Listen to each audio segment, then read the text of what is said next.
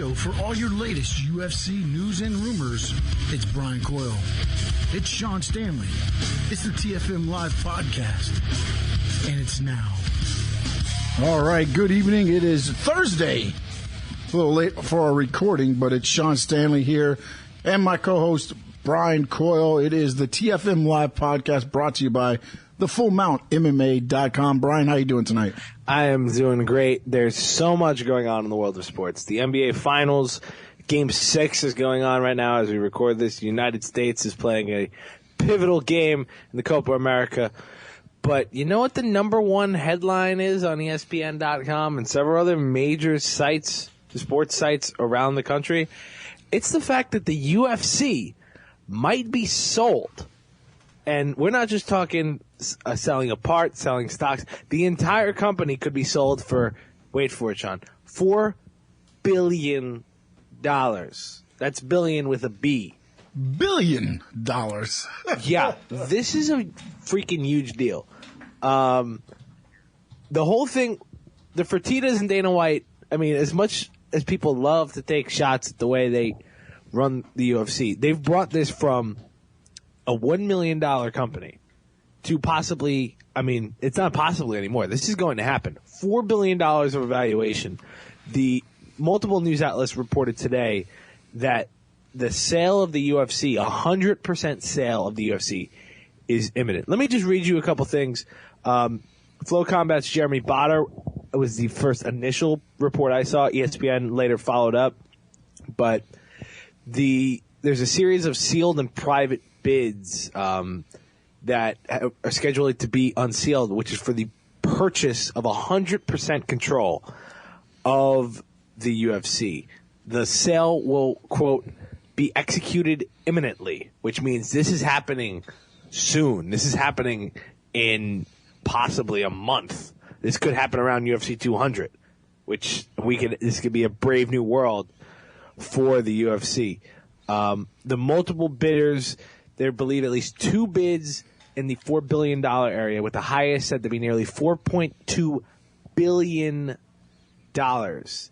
which is absolutely, positively incredible. According to sources that told Flow Combat, the highest bid will come from a group combining entertainment giant William Morris and the Dalian Wanda Group, which is a Chinese conglomerate. And according to ESPN's Darren Ravel, Robert Kraft, who many people know as the owner of the New England Patriots, is part of that group. So there's some serious heavy hitters in this bidding war for the UFC. They'll be selling 100% of the company, which means that all of the shares of the Fertitta brothers, Dana White, Flash Entertainment, the Abu Dhabi group that bought 10% of the UFC a couple years ago, and all the other people that own it, it will be sold and people will get money. Two of the bidders, including the reported top bidder, according to Flow Combat, want Dana White to stay around. They'll grant him shares in the new ownership group instead of making him an employee. So he'll be able to cash out his stock, which is roughly valued at $345 million, and then he'll take a new ownership stake, which he can turn around and sell later. So there's a lot of stuff going on with this. Now, like, it was one of those things that was reported aimlessly by people as business started to pick up. Jonathan Snowden, Ariel Helwani, and Botter, all along with Ravel, were all reporting this, I think it was a couple weeks ago. But now this looks like this is going to happen. This could almost happen by the time the UFC has its biggest event. What was your reaction to seeing all this? Well, I mean, I think when we talked about it before, I was thinking where there's smoke, there's usually fire. And those rumors just don't start up out of nowhere. I mean, we heard, was it like $2 billion earlier, right? Like 2 weeks ago was. Well, they were asking for $4 billion. Yeah. And we didn't know if they were going to get it. Apparently they are. Apparently they're going to get that in a little bit more, but. Which is brilliant by the Fertittas. They've taken a company that was $1 million. I saw Jonathan Snowden put it on Twitter from Bleacher Report pretty aptly.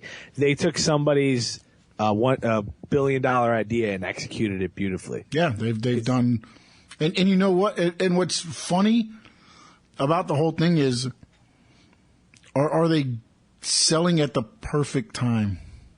I think they are. I believe they are too. Because 100% believe so. There could be a lot of change facing the sport of MMA. The Ali Act, which could be expanded to MMA according to recent legislation, like is going through Congress right now, and there's a lot of moving parts to that. It could benefit fighters, but there's been a lot of talk negative all of a sudden coming. I don't know if it's the lobbying efforts of the UFC but all of a sudden it seems the tide seems to be turning. Like the UFC gives us a product that is the best fights, the top of the line cards, and they put, unlike boxing, which they avoid, and then maybe have a big fight. The UFC puts their best fighters against one another, and it doesn't take 5 years for that to happen. According to possibly expansion of the Ali Act, the government could get involved when it comes to regulation, and states currently regulate mixed martial arts at the moment. There's a lot of pitfalls supposedly in that. So whoever's buying the UFC is going to have to deal with that. They could have to deal with a fighters union, which would probably come with a class action lawsuit of some sort.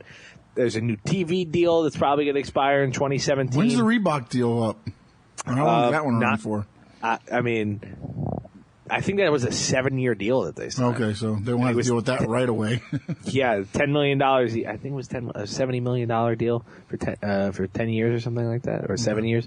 So there's a lot of stuff that's going to happen to this sport and to the UFC specifically coming up. So these groups, especially, you're getting William Morris, you're getting Robert Kraft, the owner of the Patriots. But I thought, wasn't there something where, and maybe I misread this, but the Fertittas couldn't, buy into an NFL team? They cannot. Yeah. No, go ahead. Finish what you were saying. The NFL, for prospective owners, doesn't allow them to hold anything related to gambling, which is entirely antiquated and the dumbest thing in the world, given the fact that the NFL plays games in London where they bet on the games. Yeah. They could have a franchise in Las Vegas in the next couple of years, and they should. So there's a whole, this is possibly, I think the Fertittas want to move on to bigger and better things, and that could include an NFL franchise. They hold, obviously, casinos in Vegas, and if they sold those, then that would be another thing. And getting this much money would help you get into the billionaires club of the NFL. It certainly doesn't hurt. Yeah, let's put it that way. It will help their pockets out a little bit. And I can tell you from experience, there's 32 owners in the National Football League. That's a very elite and small club. And the Fertittas, if they wanted to jump into that sort of situation, I think this is the start of it for sure, because you need so much money to jump into that. It's weird timing, but it's not, because I think the UFC could get bigger and bigger. We see them going on the righter path. But there's a lot of things that could change that could cut revenue, meaning they would have to right now they're going to sell at the apex. Right now at the top of what they've created. If they sell, it will be at the top without worrying about, could it go higher? Yes, but it also could go the other way as well.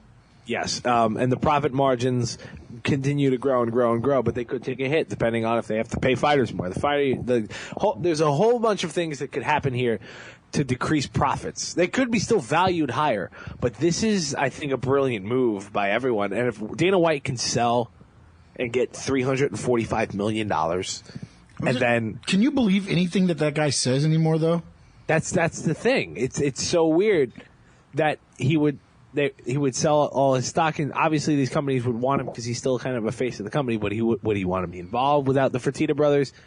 But man, that guy's getting $345 million from this sale. Well, not only that, but look, he said there's no way we're selling. It's all, he didn't say hogwash or whatever. He's like, basically, that's a false report. I don't know what they're saying.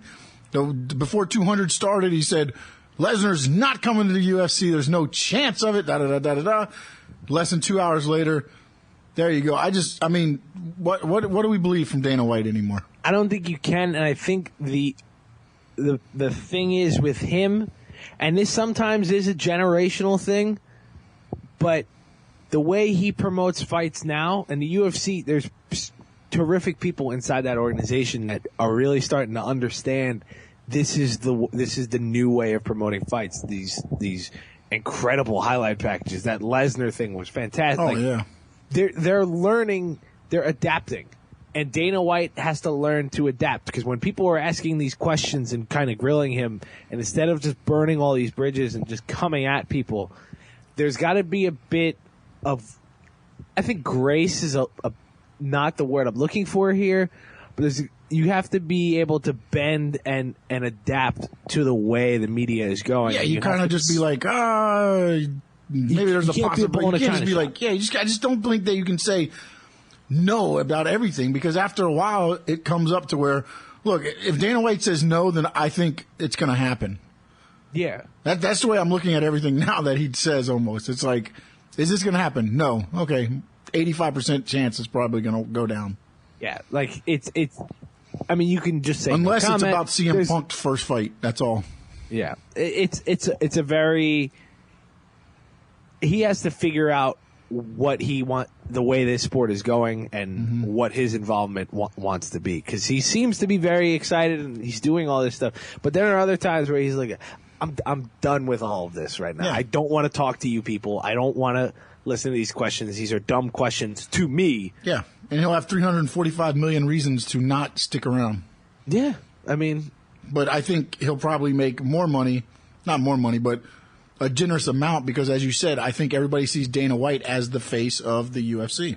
Yeah, and that needs to change, I think, for the sport to get bigger than it is, because you want to promote, because people know Dana White's name more than some of the fighters' names. Yeah. So they have to kind of transition to a new, I mean... But do they transition to somebody that's unknown, or do you bring in a former fighter to kind of be like the commissioner type thing, or what do you do? I mean, I'm looking at it as a wrestling style thing there, but I mean, do you bring in a face like, that he's not booking the fights, but he's more of the face of UFC? Do you bring in somebody you know, or do you bring in a totally out of the blue guy and hope he catches on as Dana White did? Well, that's the argument here. It's weird because in real life he's playing the Vince McMahon role that WWE had for a while. Because the UFC can go two ways. It's like, all right, here's Dave Scholler, who does a terrific job as their head of public relations. He's going to introduce these guys, and then they're just going to go for it. You can have a host. You can have talent. They're in an interesting spot as a promotion where this new regime is going to come in, and how are they going to pivot to a new direction? How is this new era going to progress? Are they going to do it the same way? Do they want to change the attitude? Like, do they want to change the looks of this stuff? Do they want someone being in that role? Do they not? There's a whole bunch of questions, and when the sale goes through, which it looks like it's going to, unless something crazy happens, which I don't even think that could stop it at this point. This is the way. It's going to be a new direction for the UFC. And they said there will be no change in employees. There's no restructuring and all of this, according to this Flow Combat report. Joe Silva and Sean Shelby will be in their same roles. PR and production staffs will not change. So who knows if this company is going to take a new direction, continue what they're doing? Is Dana White going to stay on for a little while and then not like it? Is he going to stay on because he loves doing this? There's a lot of questions here, but we have one answer that we know already. The UFC is being sold for $4 billion to somebody. And that's pretty crazy given where the sport was just 5 years ago, let alone 10, 15 years ago. That's great. I mean, wow. I mean, like we said, I mean, it's, you can sit here and look at everything and be like, I guess one of the big things to me is, like, I'm guessing that whoever is bidding this $4.2 billion has a game plan for all these possibilities. I would hope. If they're that good in business, or, whatever they're doing, that they have that plan in place already for, if this happens, okay, we do this. If this happens, Because if you just pay $4.2 billion and this starts to crumble down, I mean, that would be a disaster. And the key here is it's the Chinese conglomerate, Dalian Wanda. China is a completely untapped market for a lot of industries in the West. Yeah. And you saw the WWE is getting into China. Yeah, you saw John Cena speaking Mandarin at a press conference, which they signed their first Chinese, I guess, independent wrestler today. Yeah. Is there anything John Cena can't do? That's my first question. The second question is, does the UFC want to expand into China? Because there's 1 billion people. Yeah. You have an untapped market where if you can get your stuff on the internet there, you can get you sign a television deal. You're accessing so many more people, which equals so much more money. Yeah, and I can't think that. And then, I mean, I know I'm comparing, whatever, probably grapes to apples here, but the Fort Lauderdale Strikers down here is an NASL, which is like a third-tier soccer team. Yeah, they have a Chinese network broadcasting their games. I mean, this is where the world is going. You want international. Like, a lot of teams, like, you see the Pittsburgh Pirates with, will broadcast, will have their games broadcast in Korea. Well, because they got that Korean player on John the team. Kong. Yep. And you saw Jared Hayne when he signed with the San Francisco 49ers, the famous Australian rugby player. All of a sudden, 49ers games are broadcast in Australia. Yep. It's like, anyway, like, I'm not saying the market saturation in the U.S. when it comes to sports is at its apex right now. But there are so many other ways you can kind of reach out and expand into these new places. Why soccer teams do Thailand tours and tours of Asia and China. They're finally realizing we have this untapped market. We have to do something with it. And that's another direction that the UFC can go, especially with this new ownership group. Whoever comes in, they have to realize that we can make a lot of money there. Yeah, and I got to think that whoever, and to add on to what I was saying earlier, was if they know it's $4.2 billion now, they got to think that they're going to increase that and improve that profit margin, or they wouldn't be bidding that much money. And just to put in perspective, it's valued at $4.2 billion. The UFC took in $608 million in total revenue last year and had a profit of $157.8 million. So it's a growing industry, an expanding industry, and it will be incredibly interesting to see what these new owners take a direction in, take this company in a direction in. But for now, the Fertittas in white are still in control, still on a regular path. UFC 200, biggest show that we've ever seen. There's, of course, the UFC Ottawa card coming up this Saturday. We're going to get into Donald Cowboy Cerrone is fighting. They let him back and apparently he's allowed back in Canada now, Sean. He wasn't allowed before this fight. So I haven't gotten a full story on that, but we got to talk about Cowboy versus Patrick Cote. We have to talk about Rory MacDonald and Stephen Wonderboy Thompson in a sensational main event that could have implications on the welterweight title picture, as well as free agency and mixed martial arts. We got news of Anthony Pettis' first opponent at 145.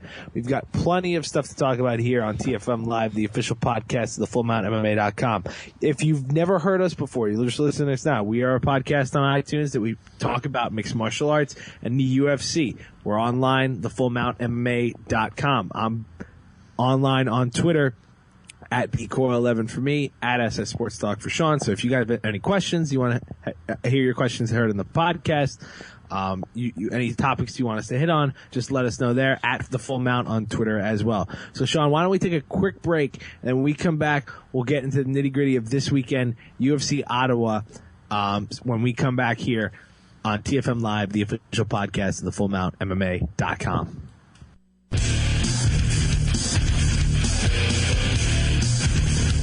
For all your latest news and rumors of the UFC, go to thefullmountmma.com. Now back to the TFM Live podcast. Here's Brian Coyle and Sean Stanley. All right, Sean Stanley. Brian Coyle back with you. And Brian, this weekend, they invade Ottawa. UFC going fight to Canada. Night. Yep. So, and No, continue. You got this. No, I was going to let you go there. I was throwing it to you, my friend. See, this is what happens when we're so far away from each other, Sean. I missed the alley-oop pass. I was throwing the alley-oop, and you just swatted it away on me. That was a J.R. Smith 3 coming right at us. So yeah, UFC Fight Night Ottawa. Good card here. It's not loaded top to bottom. There are some interesting matchups. Elias Theodoro's on this card, who's got probably the nicest hair in the UFC. Valerie Letourneau, who was last seen losing to Anna Jędrzejczyk, but making it through 5 rounds with her at 115, which is very impressive, taking on Joanne Calderwood.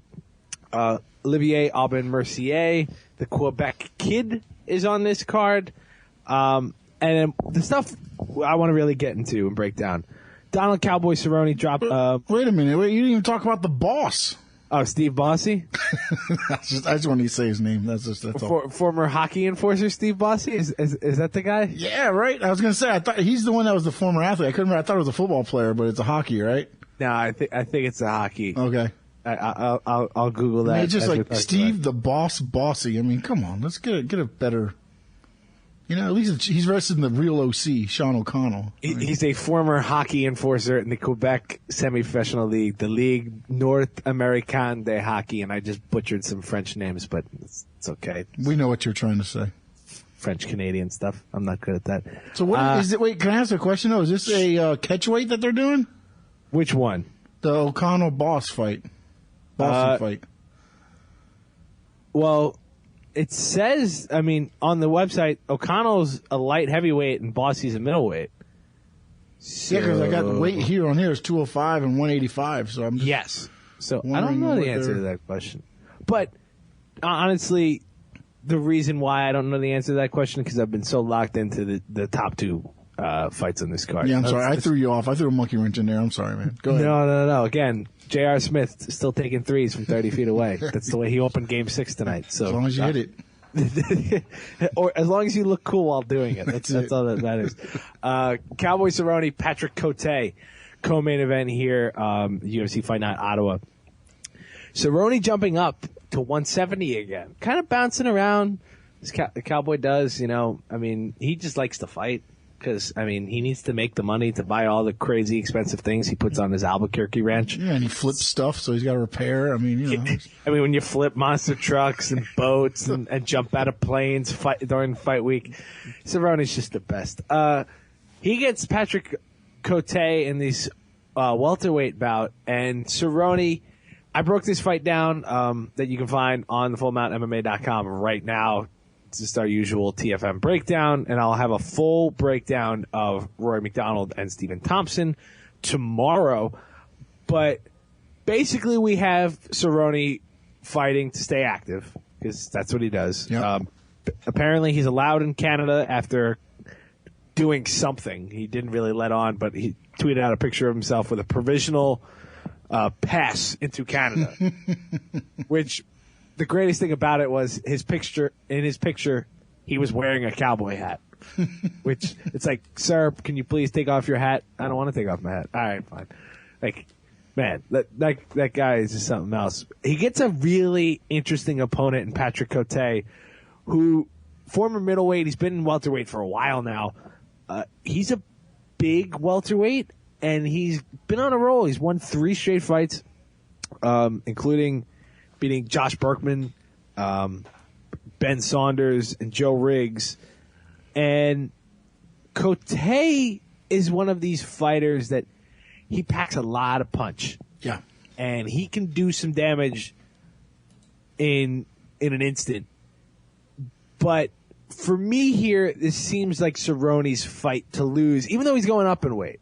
What do you think about this fight before we get into sort of the details and how each guy has a shot at winning this? No, I think it's going to be a good fight. I think, as you say, it's Cerrone just wants a fight. I think he don't care what weight class, what division, and I think this is going to be a good fight for him. But Cote is very dangerous as well. It's the interesting about Cerrone is everyone knows him as this whack job, chaotic, reckless dude. But he's very, very measured, and he's very thoughtful about what he does in the octagon. Yeah, I was going to say, inside the octagon he is. Yes. Outside, we don't know what the hell is going to happen. But inside, he's slow on the draw. He's one of these guys that kind of measures downfield, and that has hurt him in previous fights. He got destroyed. He no-showed against Dos Anjos. Oh, and he it said himself. He said it, yeah. He said it. He knew what happened, but he just got flushed right in the beginning. And if you notice, and I was watching back his fight against Alex Cowboy Oliveira and against McDessie, and he's kind of feels his way into fights. Once he gets going, he's brutal. He's a guy that is very targeted. He goes after people's body parts. He breaks. He goes for the leg. He'll take the body shots. Now we'll open up certain areas. It's like he's knocking out certain things to get to the next thing, and then all of a sudden he's got this. I think it's like you say, he's so measured and tactical that, and I think to get into that groove, that's where he's like calculating everything as kind of like feeling out his opponent. Yes. And if you give him that opportunity, you're going to be in trouble. Completely. Once he gets going, his speed, his agility, top notch. He circles well. He moves well. The kicks are devastating. And, man, if you just thought Cowboy was all strikes, I've got some stats for you. He's got 16 submissions in his career, including 8 triangle chokes. He had a beautiful triangle choke on Cowboy Oliveira back in February. Once he gets to the ground and if he's in control, that fight could end very quickly. Yeah, I was saying more than half his wins have come by submission. He's very, very dangerous on the ground. So this fight boils down to 2 things. If Cerrone can move and kind of do what he wants and tick off certain things that he wants to do, if he can nail the body, if he can kind of open him up and keep his distance, he'll have the advantage over Cote. If he can get him down on the ground and gain control, I think it's close to a wrap. But the problem is, if Cote really wants to nail Cowboy, he's got to rush him immediately. He's got to be careful not to get hit like immediately, like Conor McGregor, Jose Aldo-esque. Mm-hmm. But if he gets up close to him and he makes him feel the cage and he makes him like, if he's inches from him and throwing these punches, some dirty boxing, gets in the clinch, and if he can he's got so much power. I think Cote's got a legitimate shot at beating Cerrone. What do you think about this? Well, no, I agree with you, but I think what he's got to do is he's got to almost be unpredictable. Keep Cerrone guessing so he can't get that tactical measure to where he can feel comfortable. Because if you keep him a little bit uncomfortable, it seems like it takes a little bit longer for him, and the longer opportunity you have, you might be able to land that powerful punch and make it a wrap the other way. Yeah, Superman punch right off the top. Something. You can't let Cerrone sit there and just, like you say, like he circles his prey. He's circling in on you. You can't let him do that. You got to keep him guessing or do something to where it's not so predictable to where he gets comfortable. Because as soon as he gets comfortable, that he just locks in. Yeah, I think I picked this fight. I picked Cerrone by sub in the second round. But I would not be surprised if we get a crazy knockout in the first round. I mean, it's in Canada. It's the home octagon advantage. If you want to put, the crowd will vehemently be behind Cote. It's one of those fights where it looks like, okay, Cowboy should win it. But it wouldn't shock me in the slightest if Cote comes out and does something here. I'm picking Cowboy, but I don't feel great about it. What do you think? I am 4-0 in picks of the main event and co-main event. I am sticking with you and going with Cerrone. You're sticking with me and going with Cerrone. After, again, I'm 2-2 after 198 and 199. So, I think that's the way it's going to go. It's an interesting jump for Cerrone, bouncing back and forth between 155 and 170. I think he doesn't care about wins and losses after losing, because I think the fact that he was kept out of being himself leading up to that title fight, maybe just realizing, I just want to get paid. Because, I mean, according to some of the biggest fighters in the sport, titles don't mean that much. So, Who knows at this point? But the titles mean a lot for the guys in the main event. Yeah. Because we got Rory MacDonald and Stephen Wonderboy Thompson. Before we get into the whole free agency stuff with MacDonald, let's just look at this fight from a breakdown perspective. You've got an awesome bout. Like, this is one of the best matchups you could put together. Yeah, I mean, it's interesting to have a number one versus number two on it. I mean, as a main event on this FS1 card. Usually you get kind of the 6-5. You know, you get those matchups where they're good, but they don't really have significance like this one does. Completely. MacDonald's only lost to literally the best of the way. He's lost to Lawler twice and Condit. Wonderboy's got one loss, and that was a loss to Matt Brown. Was it Matt? I think it was Matt Brown. Early on in his career, in 2012. But this guy is a 57-0 in kickboxing. He's won. Yeah, it was a loss to Matt Brown in 2012, but since then he's won 6 fights in a row. And the last 2 by knockout, destroying Jake Ellenberger. And then, man, he made Johnny Hendricks look really old. Yes, he did. Really fast. That was one of the most shocking performances I've seen all year in a fight. I mean, he's beaten Cote, he's beaten Robert Whitaker, who's now climbing the ladder. Thompson is incredibly dangerous, the karate fighter out of South Carolina. And, man, I think, like, MacDonald is so, like, the term all-around gets, like, best all-around fighter gets thrown around a lot. But MacDonald, if you wanted to create a fighter in the lab, this would be the guy you want. Not surprising, given he comes from TriStar and the GSP connections. Yep. What are your feelings on this fight? Because I still haven't decided who I think is going to win. Like, I haven't really picked this fight yet. I have picked this fight already, just to let you know. And, good. Because I'm going to have as to you make said, my pick. when you said, you know, MacDonald's all around, when you look at his KO percentages, 39%, submissions, 33%, decisions, 28%, he beat you anyway. You know, he can go the distance. He can beat you submission. He can, you know, as you said, his 3 losses are against top-notch, you know, competition. So, and then you flip it over. Thompson has been on a tear. Yeah. And, I mean, as you said, he made and looks old. And I just, you know, what else can you say? This fight is going to be something else. I will be sitting on my sofa watching this on FS1. I mean, you should be, because Thompson. I don't like the 10:30 start time, though. I think it's Copa America reasons. I think. Copa America. Hey, something crazy apparently is happening in the U.S. game right now. They got straight red cards going everywhere. Oh, no way. Yes. But, hey, don't make fun of the U.S. men's soccer team. I'm a big soccer fan, believe it or not. No, I'm a big soccer fan as well. I'm becoming a big soccer fan. Let me say that now. But, yeah. I still got a long ways to go. I like the women's national team better than the men's team, but the men's team is starting to grow on me right now. Well, that's because the women are better. Yeah. I don't know who's going to be better in this fight, though. I really don't. Because you get Thompson, obviously the strikes are the big deal. Keeping his distance, the karate kicks, the kickboxing pedigree. He's so dangerous. Rory can do a lot. He can do a lot of different things and beat you a lot of different ways. He's so, like, his punching power, his jabs are so powerful. He abused Robbie Lawler in their fight 11 months ago. And, man, if he doesn't have his nose broke, I think there's a lot of different things that could happen. Remember, he was winning that fight. Yeah. Up until later on in those rounds. And Robbie dug deep again. Because, man, that dude never dies. And MacDonald kind of crumbled just because he couldn't breathe. And that kind of, not performance, but that kind of damage you take in a fight, and I know it's been 11 months, it usually kind of changes something in fighters, either in a good way or not good way.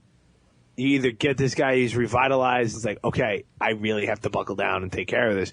Or they not getting soft is the wrong word, but they seem more susceptible to getting knocked out. They seem more susceptible to taking more damage. I mean, we saw it with Mendez when he got knocked out by McGregor, and all of a sudden Frankie Edgar, who's been more of a decisionator than Dominic Cruz was, all of a sudden knocks him out of nowhere.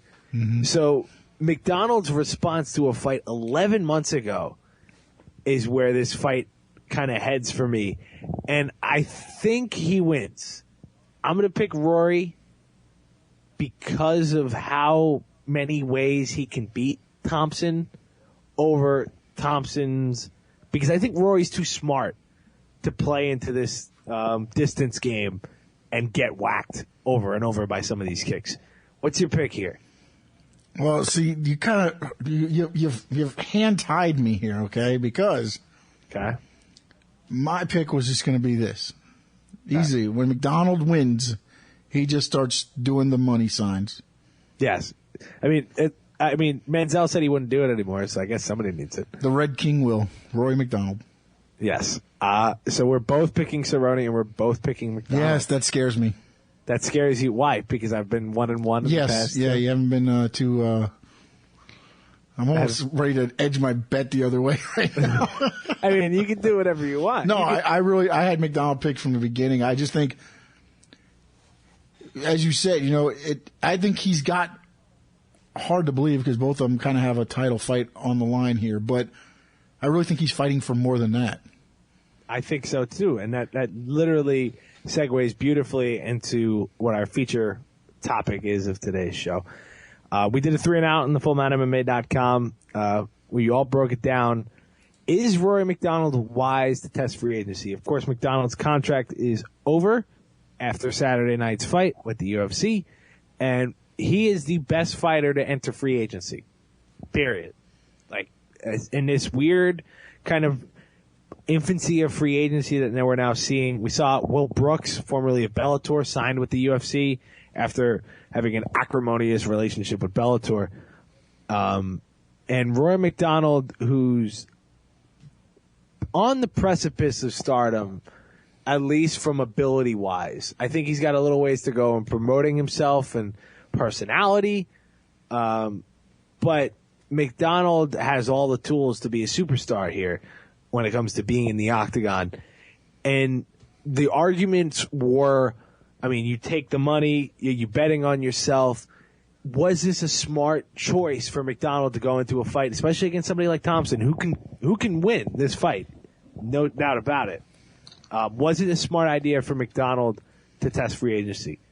On your thoughts here on his free agency tactics. Well, for me, I thought it was a smart move for him to take on Thompson here, and as far as the free agency, this is my thing. I think if he wins this fight, UFC's not even going to balk at an offer. They're going to go high priced, or wherever MacDonald thinks he's going to be at, because he'll be in the seat in the negotiation in the seat. Whereas, as we said with MacDonald, I just think that this fight means so much more than a title fight. I mean, I know it sounds hard to believe, but he's fighting for his next contract as well. And to me, I don't know if he needs to test free agency to say, but I think this fight puts him in that driver's seat to say, this is what I did to the up-and-comer. You're going to pay me. I love the move, specifically because I think if MacDonald lost, I don't see, unless it was a really bad loss, I don't see it hurting him that much from where he is currently now. Yeah, like I said, unless it's a bad loss, like a 10-second kick to the face and it's over. I mean, that would be worst case scenario, I think. You only get so many times to enter your prime as a free agent out of contract. And the way the UFC's pay structure is, especially with the Reebok deal now, that's hurt a lot of fighters. You don't have these outside sponsorships that want to deal with you because of fight week requirements that you can't wear anything but Reebok. I know Mighty Mouse was one of the biggest proponents of saying he lost. He didn't lose his. I don't know if he lost his Xbox sponsorship, but it was severely scaled down because of that scenario. So like, if you're a top end fighter, you have a shot to be a top end fighter. You're going big, and I love MacDonald's gambling on himself, because if he does win and he's like, I'm the number one, like he's clearly the number one contender, I think, at welterweight if he wins this. So I love the move, because he's like, all right, I beat this guy Thompson, who's all over the place and all of a sudden rising up the ranks and then shutting him down, especially if he does it in dominant fashion. It's, all right, pay me what I need, what I ask for, and the UFC will do it. Yeah, I think they have to. Because there's so much, he'll have so much leverage. And fighters of his quality don't come around that often. And the worst thing for them to see would him going somewhere else and being a big star.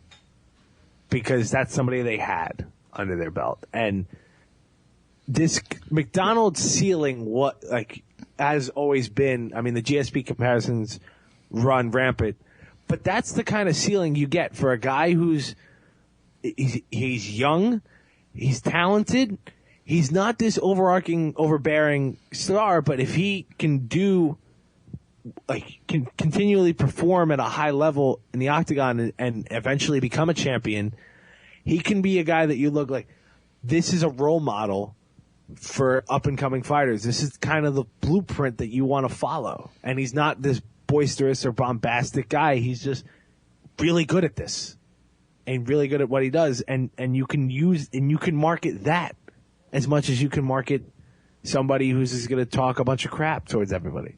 It's just you just have to do it in a different way. Well, and then look at what UFC has done. I mean, honestly, have they let any fighters go that they thought had a high ceiling? No, they've kept every one of them that they've wanted to keep. Yeah, I mean, they've let go of guys like Benson Henderson. Yep. But these are fighters that are they're still good for name brand fights. Yeah, but they're not going to be somebody that you market, really. No. So, I mean, if you look at it, like I said, I think of the win here, he becomes more marketable. And I think his best opportunity, though, is if Lawler loses the belt, would make a better chance for him than having to face Lawler for a third time. Yeah. But I think the gamble is a gamble he has to take. Yeah, I'm wholeheartedly in agreement with this. I think it's a smart move by him. And I think it's a great idea for him to just go, look, this is my opportunity. If I go out and beat Stephen Thompson in decisive fashion, I deserve a title shot. I deserve to get paid. And this is the start of another chapter in his career where he can bring him to even new heights. I mean, because who knows, without that broken nose, maybe he beats Robbie Lawler. Maybe he is champion. It could have been a different fight, totally different fight outcome. Completely. So I think UFC Ottawa is going to be very fun. I like the Roy. I love the interesting matchup because you get this guy who loves to keep his distance, who throws these amazing kicks, and he can kind of handle himself on the ground a little bit, while you get this literally all-around creative fighter, as I like to call it. Somebody you can just.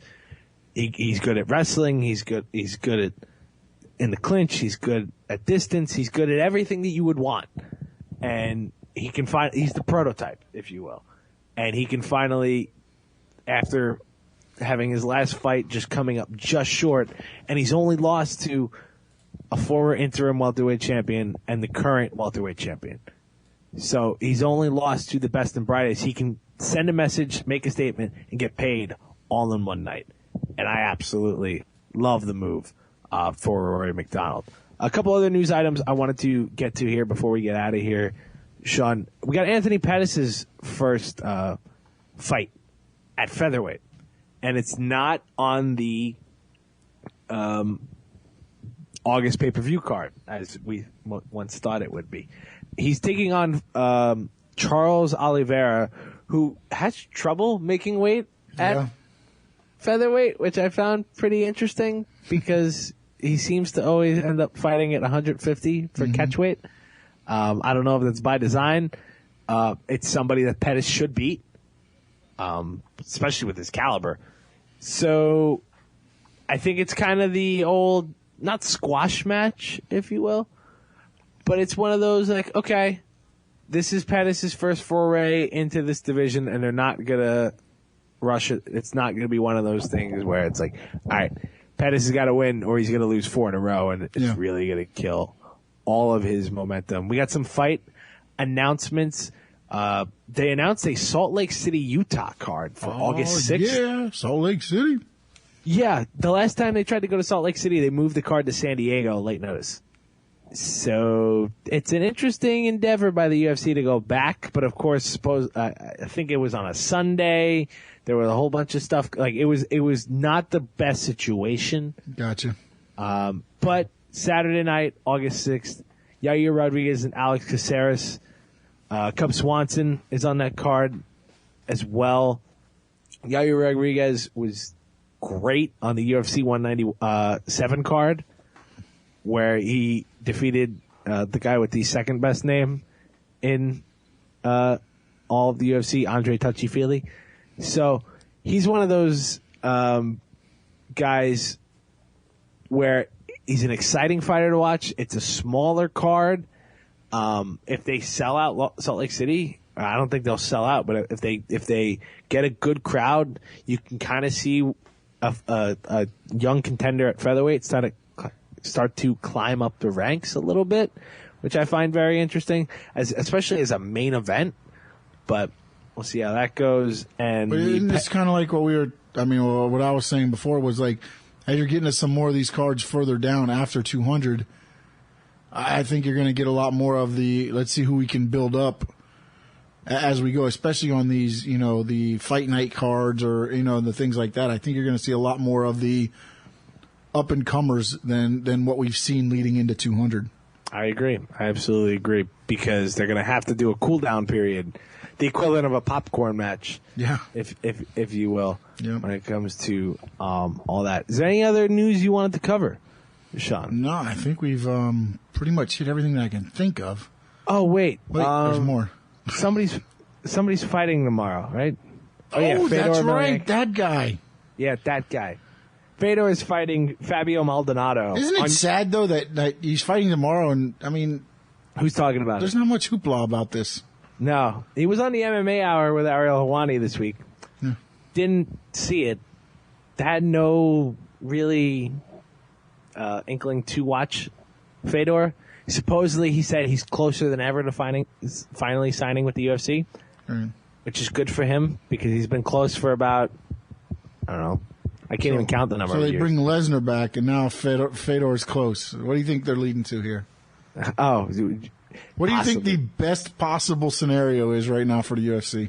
Brock Lesnar beats Mark Hunt, and then Fedor fights Brock Lesnar at the Garden. I'm just saying. If we want to fantasy book a fight, we can fantasy book a fight. I think we just did. But I'll believe Fedor being in the UFC when I see it. Yeah. Mm-hmm. Let's just put it that way. But, good luck against Fabio Maldonado, who was last seen being a punching bag for Rampage Jackson in his last fight, where Rampage didn't even bother pronouncing Maldonado's last name right during all of the fight. Literally everything, the pre-fight, the post-fight, during the fight, just everything. But, so that's happening. The UFC Fight Pass revamped their whole setup. Supposedly it looks really good, so I don't know anything about it, but if you see it, tweet at me, at bcoil11. I'll check it out. I'll break it down for you. Yeah.